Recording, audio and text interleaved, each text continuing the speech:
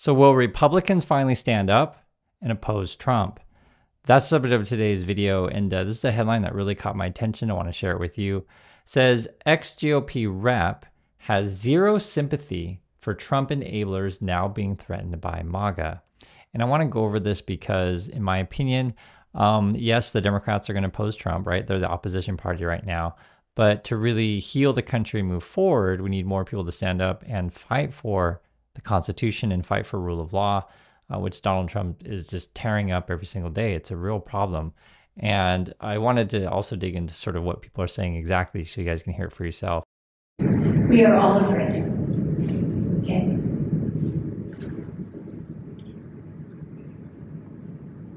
It's quite a statement. But we are, we're in a time and a place where I don't know, I certainly have not been here before. And I'll tell you, I'm oftentimes very anxious myself about using my voice, because retaliation is real, and that's not right. She also added, it's called the checks and balances, and right now we are not balancing as the Congress. She went on to describe President Trump's second term as head spinning, added that, quote, it seems that that just when you've made a little bit of progress on one issue that had caused so much anxiety, there's another one. And that's, the description of, again, this is a senator from Alaska, Republican, how they feel. We're in an environment in these days where, any sort of thing that you say can get out there on social media. People start spreading it around, and you may get, really, really nasty phone calls from, various people. And you guys know this in USA, threats are real. And my thinking on this kind of stuff is, sure, the Democrats are going to oppose Trump, right? They're the opposition party. But to really heal the country, we need just more people to be fighting for rule of law, fighting for the Constitution, and not necessarily this culture of, I'm going to pledge my allegiance to Trump, right? It's not really a healthy system. I'm sure you guys know this cult of leadership is not a path that I think is sustainable either. And not only that we have this, culty culture, you also have a guy who's completely unstable regarding Trump. And you could talk about Musk as well, who's right up there with him. And we could, have a debate is who is more unstable, Trump or Musk, because, they're both right there. This is a former Republican, says here, zero sympathy. It's from Walsh, a former member of the Tea Party, posted to X. I have zero sympathy for Republicans who are afraid to speak out against Trump for fear of retaliation. Many of us Republicans did publicly speak out against Trump years ago, and we lost everything. We ended our careers as Republicans, and we've endured years of threats and hate. And these same Republicans today who say they're afraid did not stand with us then. Most attacked us then. Look, doing the right thing is hard, but I have zero sympathy for politicians who are afraid to do the right thing. And it's just an important perspective to understand that there are a lot of things going on behind closed doors, but some people are afraid to oppose Trump for various reasons. The Supreme Court, though, this is just today, just a few minutes ago, is, you can see here, not afraid to oppose Trump. This is the second time now recently. Says Supreme Court blocks Alien Enemies Act deportation of Venezuelan men. So before it was Supreme Court voted 9-0 facilitate the return of Garcia. Then there was a senator from Maryland on the Democrat side that went down to El Salvador, actually met Garcia. He gave a speech today on that. I don't know if Garcia was going to come right away. He just said he met him. If you want to make claims about Mr. Abrego Garcia and MS-13, you should present them in the court, not over social media. That's right. That's right. Not at press conferences where you just rattle stuff off. I think Garcia has been moved to a different, what do I call it? A different prison. It's like, a separate facility than the dangerous one that we've been talking about. But I can't report exactly if he's going to be safe or come home or not. There's a whole lot going on with this, because this is happening right now where Trump's just ignoring the courts. And in my opinion, there's too many Republicans that are afraid out there. A lot of these Republicans, guys, they're not stupid. They have law degrees. They know the Constitution. They know the law. They know, and even for the most basic lay person out there, Supreme Court says, 9-0, you got to do something. And if you're President Trump, just ignore it. Like, that should have all of us, concerned.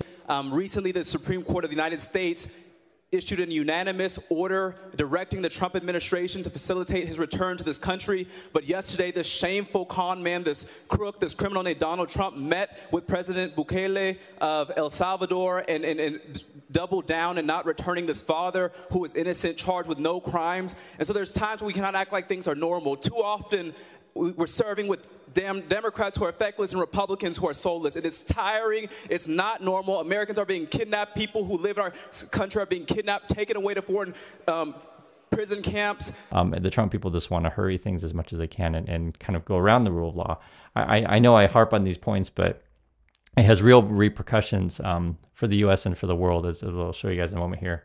So let's read about the Supreme Court thing. It says, the U.S. Supreme Court ordered the Trump administration early Saturday to halt deportations of at least 30 alleged Venezuelan gang members under the Alien Enemies Act. And they use this also to do the Aliens Enemy Act, I'm saying, to do the internment camps of Japanese that was living in America. And that was a real problem. And I believe in the Japanese that were in internment camps, many of them were citizens. I don't remember the exact percentage because there's different classifications of people. But, this idea of just throwing, people in prison or internment camp or whatever without due process is a major, major problem. We should all be concerned about these things.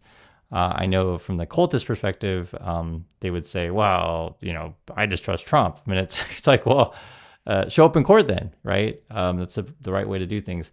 So this is what the Supreme Court says. It says the government is directed not to remove any member of the putative class of detainees from the United States until further order of this court.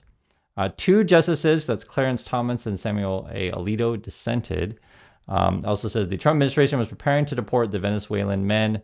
The American Civil Liberties Union said Friday, as it scrambled to find a federal court it could persuade to step in and block the removals before it was too late. And it's like, it's always a rush for the Trump people to get them out of the country before anyone notices. And then this is like on a holiday weekend, right? I think it's Easter on Sunday. And so, just imagine trying to, get this going. And I guess the Supreme Court did chime in. It says here in a statement early Saturday, the ACLU lead counsel in the case, Lee Gillernt, said the organization was, quote, relieved that the Supreme Court has not permitted the administration to whisk them away the way others were last month. And that was when Trump said, I think it was like 3 planes were sent to El Salvador. The judge even said, hey, you got to come back, right? And then they're like, oh, we didn't hear you. And then they're like, oh, well, we're across the line now, right? And that was from the Trump people. They just basically ignore the courts, essentially. So much wrong with this stuff, but like I said, we need people to stand up, and actually need people in Trump's own party, really. Also says here, Trump officials blame mistake with setting off confrontation with Harvard. Like, what? And this is all related because it shows sort of the inner workings of the Trump people. They send emails that have all these orders of what Harvard should do, be it their hiring, admissions, etc. And then it turns out, I guess it wasn't an authorized email, whatever that means. I mean, just shows that there's confusion inside because, Harvard officially opposed Trump just this past week. And this is when, guys, Trump just wants to step over the Constitution and steps over Congress, essentially. Congress will allocate funds for various things, and then Trump and Musk will just cancel whatever they feel like. And then that kind of sort of, that's what I would say, I guess you could call it arrogance, or ignoring our system is awful, and ignoring courts, same kind of thing. This is the senator that went down to El Salvador to check on Gonzalez. Pulled over by soldiers. You could see the rest of the traffic was allowed to go by. We were pulled over by soldiers and told that we were not allowed to proceed any farther. And so much later in the afternoon, I was actually getting ready to catch a plane out of San Salvador back here later yesterday evening. And all of a sudden, I got word that I would be allowed to meet with Kilmar Abrego Garcia. And they brought him to the hotel where I was staying. And after that meeting, as I said, I called his wife, Jennifer, to report on some of the news of that meeting. And, what does all this stuff mean? I mentioned I want to talk about what does it mean for a larger system. Well, people are losing faith in the U.S. and they're pulling their money out, right? If you want to just talk just purely economics, a global rebalancing is well underway as investors sell off U.S. bonds. And I'll read a few details of this stuff. And I like to go over this stuff because what I always say with any of these things is follow the money, right? So what's the money doing? Or how do they feel about it? Global investors have soured more on U.S. bonds than stocks in recent market turbulence, and their asset sales are contributing to the surprise decline in the U.S. dollar, right? So the dollar's really been taking a hit lately, if you guys have been watching that. I'm here in Korea, so it's pretty noticeable. You'll see the dollar fluctuate because it's just unstable, same way the market is. But lately, it's been declining pretty significantly. Foreign funds sold $10.7 billion in U.S. stocks between April 3rd and April 9th. When Trump announced a 90-day pause in some tariffs, U.S. funds were net buyers, right? So foreigners are selling. However, U.S. funds are buying, but they're the only ones. U.S. funds were net buyers of $37.5 billion in U.S. stocks in that period. Bond sales were more consistent. Foreign funds pulled an estimated $14.2 billion from U.S. treasuries and corporate bonds in 2 weeks, ending April 16th. In the same period, U.S.-based funds outflows were $11.4 billion. There's a couple ways you could read that. One is you could say a lot of places were over-leveraged. You also say that people are losing trust in the U.S. and they're finding other safer harbors to put your money. You can even read it here. The great bond fund exodus, who are the big losers, right? This is what we're talking about. And a lot of, I told you guys before, we talked about in the last video, to where our whole system is based on trust, right? Transparency, rule of law. And the markets, kind of illustrate whether or not we have trust in Trump or not. I mean, money matters, right? At the end of the day, are people, feel safe in putting their money into the U.S. as a whole, right? Be it, can they trust our companies? Can they trust the growth's going to be there? Can they trust the government isn't just going to change their mind whenever they want, be it Trump? Here's some more examples. I just wanted to read through this stuff with you guys. A hefty chunk of this week's redemptions in the global market were so-called junk funds, which lost $5.1 billion in the latest week. Investors demand a higher yield, right? So if I'm going to, effectively buy your debt, I want some more return on that. It's kind of like, if they don't trust you, say with a credit card, you have to pay a higher percentage, right, to offset the risk. Investors demand a higher yield on these corporate notes because they're in below investment grade ratings due to their higher risk of default. You're worried that people can't pay back their debts.